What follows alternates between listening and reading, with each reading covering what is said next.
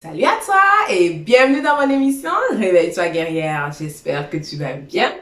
Aujourd'hui, on va parler de l'amour, un sujet bien croustillant, hein? On va parler de l'amour. Je vais brasser trois aspects de l'amour. L'amour au sens propre, aimer nos prochains, hein, ça c'est la base et c'est très important. On va parler aussi de l'amour par rapport aux célibataires qui cherchent à se mettre en couple. Et on va parler aussi de l'amour dans le couple de mariés. Donc, on se retrouve de l'autre côté.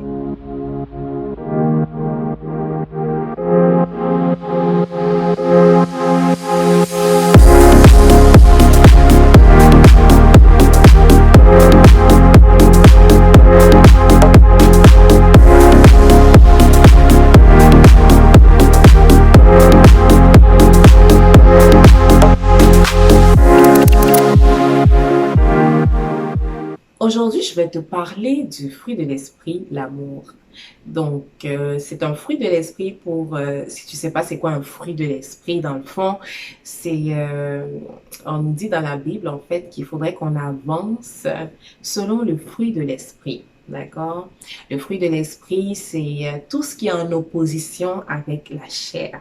C'est ce qui nous permet d'être, disons, de bonnes personnes et qui nous permet aussi de nous ouvrir en fait à la vie et d'ouvrir aussi les bonnes portes dans notre vie. Tu sais, tout est énergie. Donc, c'est important qu'on puisse ouvrir les portes appropriées pour avoir le bonheur tant espéré, n'est-ce pas? Donc, pour cela, il faudrait commencer à agir correctement, à penser correctement et à s'entourer de bonnes personnes. Voilà pourquoi le cœur même de la vie, c'est quoi? C'est l'amour. On le voit dans les dessins animés, on le voit dans les films, on le voit dans tout. L'amour, c'est le cœur. L'amour résout des problèmes qu'on ne peut pas imaginer se résoudre tout seul. Donc, on va parler d'abord de l'amour dans le sens de l'amour propre, l'amour de base. Tu vois, on est en tant que bébé, on commence à grandir, on commence à connaître nos parents, on commence à les aimer, c'est les premières personnes qu'on aime. Donc, c'est important de commencer par cet amour-là. Mais on ne peut pas parler de ces trois sortes d'amour dont je veux te parler, qui sont le cœur de nos vies, sans parler de celui, le suprême, celui qui nous a démontré l'amour au-delà de tout, Jésus. Jésus qui nous a démontré son amour et ça c'est fait par la grâce de Dieu notre Père qui par lui son amour nous a envoyé Jésus pour nous sauver de nos fautes, d'accord? Pour nous sauver de la perversion dans laquelle on était, des péchés dans lesquels on était, et il nous a sauvés de cela.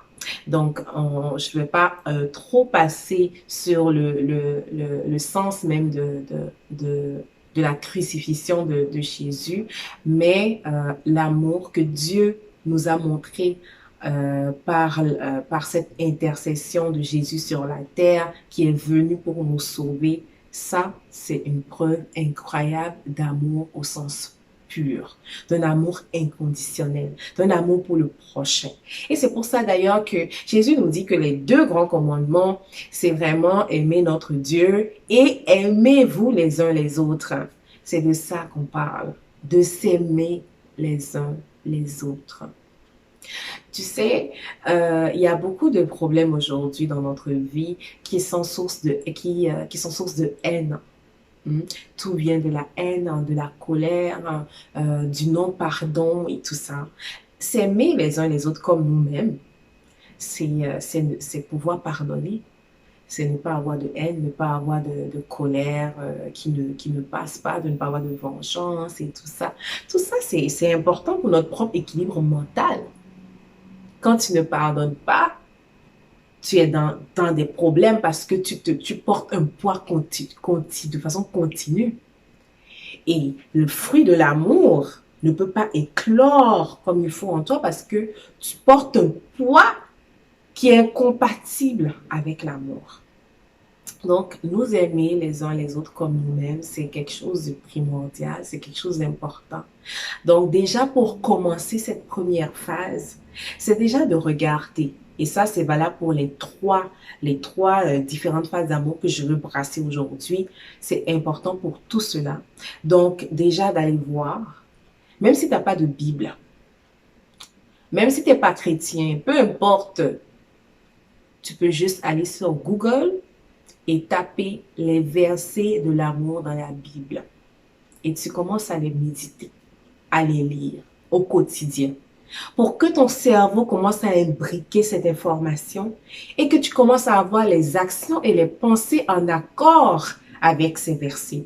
Parce que c'est ça qui nous permet d'agir selon ce fruit de l'esprit. C'est une des bases qui nous permet d'avoir une certaine stabilité et de marcher chaque jour selon ce fruit de l'esprit qui est l'amour, qui est le sens, le cœur, la clé même de notre vie merveilleuse sur cette terre. Ben, il faut avoir de l'amour en soi. Et pour avoir de l'amour en soi, il faut en créer au quotidien. Parce qu'à chaque fois, on est opposé, on fait face à des murs de personnes méchantes, des murs de jalousie. Au quotidien, on a des difficultés qu'on rencontre et il faut avoir l'amour en soi pour pouvoir surmonter tout cela. Car l'amour n'échoue jamais. Donc là, je vais passer à la prochaine phase qui est maintenant l'amour au niveau des célibataires. Bon, les célibataires, ça, c'est un véritable problème actuellement, ce que je veux dire. On est pressé de se marier. Je me rappelle que quand j'étais célibataire, parce que moi, je suis mariée. Donc, quand j'étais célibataire, je me disais, mais est-ce que je vais finir par rencontrer mon mari un jour? Est-ce que je vais finir par me mettre en couple? Est-ce que je me posais des questions sur moi-même? Est-ce que je suis assez bien? Est-ce que je suis belle? Beaucoup de questions que tu te poses parce que tu es complètement dans l'insécurité, et puis aussi tu es brisé des fois. Tu es brisé des fois et puis parce que tu es brisé, quelqu'un qui est brisé à l'intérieur, on s'entend que quelque chose qui est cassé, écoute, il faudrait de la colle pour recoller les morceaux. Ça se fait pas tout seul, là. Les morceaux vont pas se mettre tout seuls et puis vont se coller, là. Il faut quelque chose, il faut qu'il y ait un mouvement, il faut que quelque chose se passe. Donc, si tu es quelqu'un de brisé à l'intérieur, il faudrait déjà reconnaître que tu es brisé à l'intérieur et pouvoir maintenant réparer cela, guérir cela, prendre le temps pour cela et maintenant aimer. Parce que quelqu'un qui est brisé, c'est quelqu'un qui ne s'aime pas, qui a une partie d'elle qui a un problème avec elle-même. Et pour recevoir de l'amour, il faut pouvoir s'en donner aussi à un moment donné. Si tu ne t'aimes pas, tu ne peux pas donner de l'amour. Tu ne peux pas en recevoir. C'est compliqué. Tout est un échange. Comme je disais, tout est énergie. Tu veux qu'on t'aime? Il faudrait que tu t'aimes toi-même. Il ne faut pas être narcissique, mais il faut s'aimer soi-même. C'est très important pour l'équilibre mental, pour l'équilibre spirituel, pour avancer dans la vie. Donc, aujourd'hui, on est confronté à ce problème-là où les gens sont extrêmement pressés de se marier. On se marie par convention ou on se marie juste parce que quelqu'un est marié ou on se marie juste parce qu'on veut être marié. On ne se marie pas par amour. Tu vois, encore une fois, on a un problème avec l'amour. Donc, c'est pour ça que vraiment, je me suis dit, c'est important que je commence la série des fruits de l'esprit en commençant par ce cœur même de l'univers qui est l'amour. Parce que les fruits de l'esprit, on en a 9. Et là, je commence la série officiellement. Aujourd'hui, on parle de l'amour. On va parler des autres fruits de l'esprit aussi tout au long de la série, la bonté, la fidélité, la patience et bien d'autres.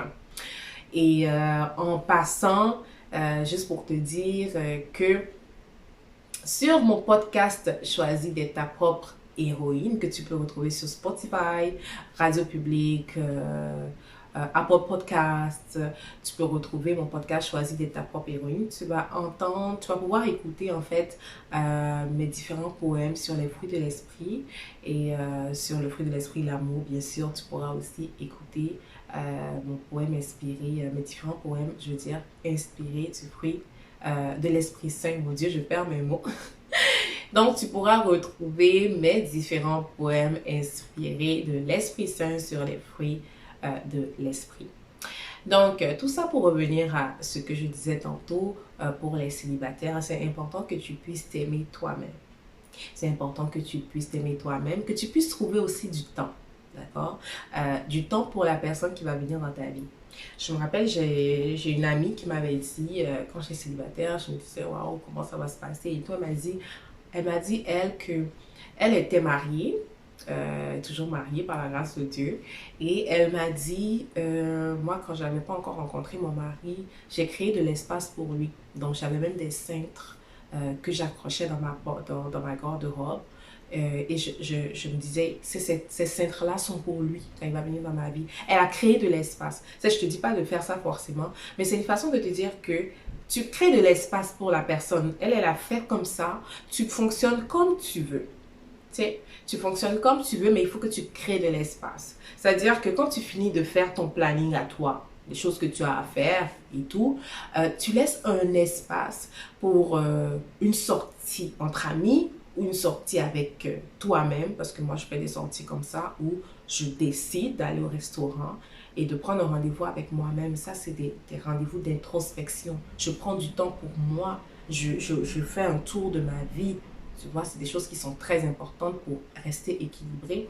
Donc, tu prends des rendez-vous, tu laisses de l'espace pour une éventualité, pour des sorties aussi, tu sais, où il faut que tu crées du temps pour que la personne puisse rentrer dans ta vie. C'est très important. Si tu es tout le temps super booké, tu as toujours des choses à faire, à quel moment tu veux qu'un homme, quand il rentre dans ta vie, puisse trouver de la place?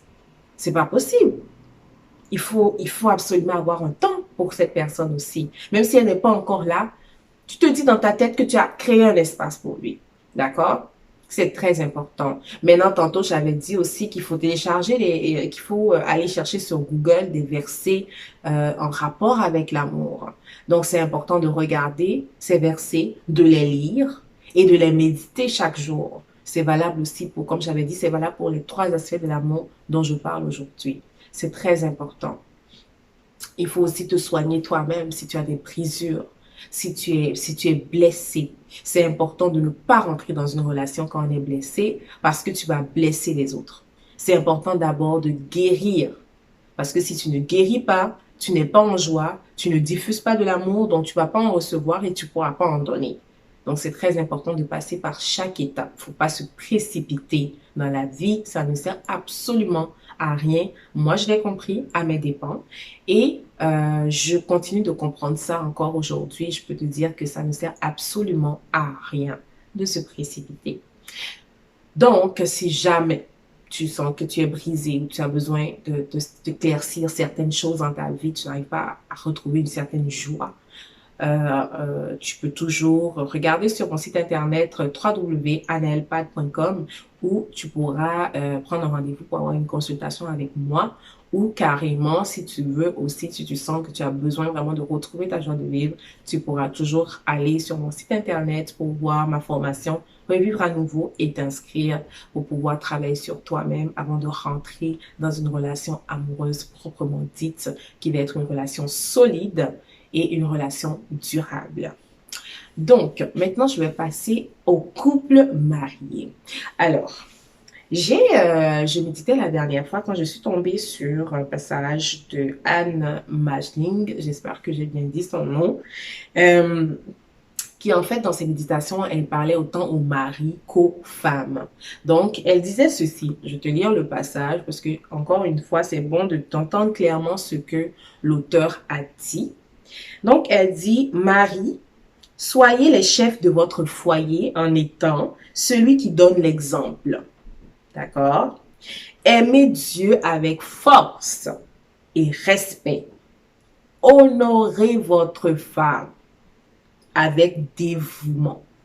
Soyez vrai, droit et courageux. Elle continue en disant, dites toujours la vérité avec amour. Tenez bon pour la justice. Montrez l'exemple en servant Dieu de tout votre cœur et vous serez un véritable chef, suivi et respecté par votre femme et vos enfants. Alors, moi, la partie que j'aime beaucoup dedans, c'est aimer Dieu avec force et respect. J'aime aussi, dites toujours la vérité avec amour et vous serez un véritable chef suivi et respecté par votre femme et vos enfants. Honorez la femme.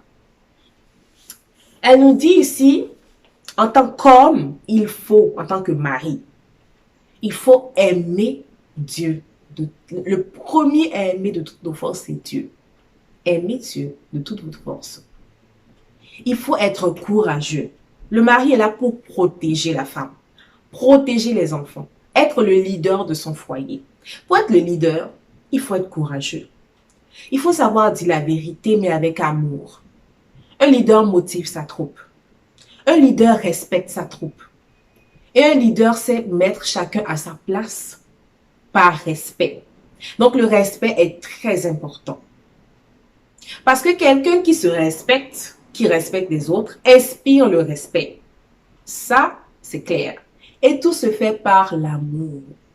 Dites la vérité avec amour. Tu vas pas dire à ta femme, oh, mais là, t'as préparé la dernière fois, c'était vraiment la merde. C'est la vérité peut-être, mais c'est pas avec amour.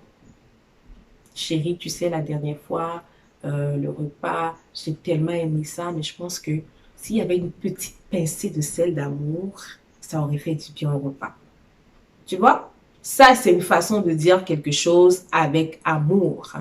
Donc, les hommes, c'est important, les maris, de vraiment trouver les tactiques, les façons de dire la vérité avec amour. Ça, c'est des choses qu'un leader doit faire. C'est d'honorer la femme que Dieu vous a donné la grâce d'avoir, de la respecter, de respecter les enfants, de les conduire. J'aime vraiment beaucoup ce que Al-Majid nous dit parce que elle nous ouvre les yeux sur certains aspects, le dévouement, le courage, la force d'aimer le Seigneur. Et j'aime vraiment ce qu'elle dit parce que dans ce qu'elle dit, ça nous rappelle les commandements. Aimer Dieu, c'est le premier commandement. Donc, aimer Dieu avec force. Honorez votre femme parce que la femme que Dieu a donnée à un homme comme épouse, c'est exactement le corps du Christ. C'est l'Église. Il faut s'en occuper comme soi-même. Et encore une fois, l'amour vient dans le deuxième grand commandement, aimez-vous les uns les autres comme vous-même. Maintenant, on va passer à ce qu'elle a dit en fait sur la femme, l'épouse.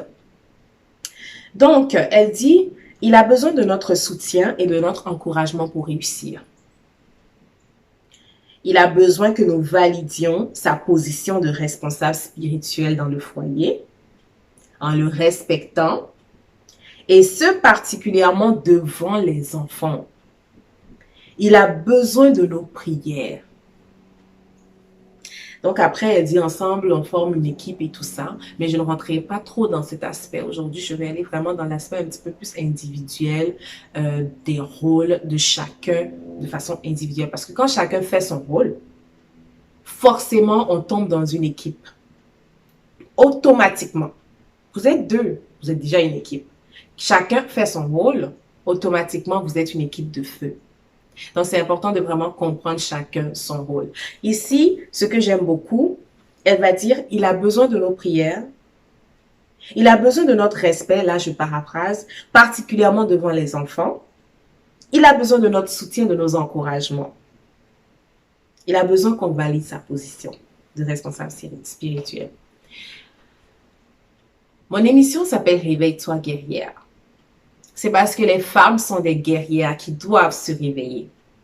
En tant que guerrière, ce qui est très important, primordial avant tout en tant qu'épouse, c'est de prier pour notre mari. Tu ne peux pas être une épouse sans prier pour ton mari. Impossible. Il y a quelque chose que tu ne fais pas et que tu dois faire. Une épouse doit prier absolument, impérativement pour son mari. Et vice-versa. Mais la prière d'une femme pour son mari a un impact incroyable. Incroyable. Incroyable. Et encore une fois, je suis tout à fait disposée à te recevoir lors d'une consultation privée si tu veux qu'on développe ces aspects-là. Elle dit aussi le respect devant les enfants. Des fois, on veut descendre l'autre devant les enfants parce que on n'a pas pu... on descend l'autorité du papa ou de la maman devant les enfants. C'est très mauvais. Ou on essaye de monter les enfants contre le papa ou contre la maman. Vous devez être une équipe. On ne monte pas l'un contre l'autre. On ne se monte pas les uns contre l'autre. Et puis, on ne monte pas les enfants contre l'autre. C'est montrer un mauvais exemple aux enfants. C'est très important d'être toujours solide, uni et dans l'amour devant les enfants. Parce que c'est ça qui va leur permettre demain d'avoir un équilibre dans leur foyer. Mais ce que vous allez leur montrer maintenant, c'est ça qu'ils vont faire demain. Donc, c'est très important de réfléchir à ça avant d'essayer de ne pas respecter votre mari devant les enfants ou de ne pas respecter votre femme devant les enfants. Et puis aussi, tout ça permet aussi de laisser la place du chef de foyer. Le mari est le chef de foyer. Et comme je disais tantôt, pour être un chef de foyer, c'est une lourde responsabilité. Car on ne s'érige pas en chef. On devient chef à travers ses actions et ses comportements. Et une femme soutient son homme à travers ses actions. Une aide, un vis-à-vis, c'est ça que Dieu a dit. L'homme a besoin d'encouragement de sa femme. Les hommes ont une sensibilité. Ils sont pas faits de fer. Ils sont sensibles. Donc, ils ont besoin que leur femme les encourage, leur dise, mon amour, tu es capable. Je suis fière de toi. C'est des choses qui sont importantes, évidemment, si on est vraiment fier de lui.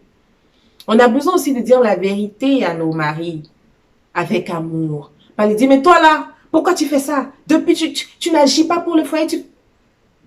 Il y a des façons de parler avec amour.